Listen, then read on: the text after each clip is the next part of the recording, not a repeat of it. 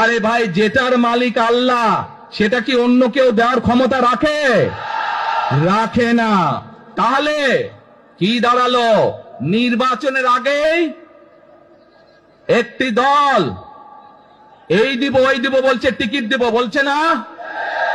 যেটার মালিক মানুষ না, সেইটার কথা যদি সে বলে, এক সেরে কি করা হচ্ছে? হচ্ছে না?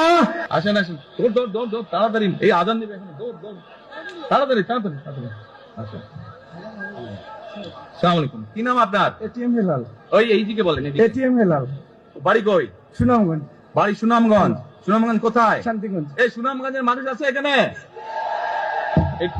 এই লোক আপনাদের মানুষ? আচ্ছা, এখন বলেন, কবে গেছিলেন আপনি? হজ না উমরা গেছিলেন?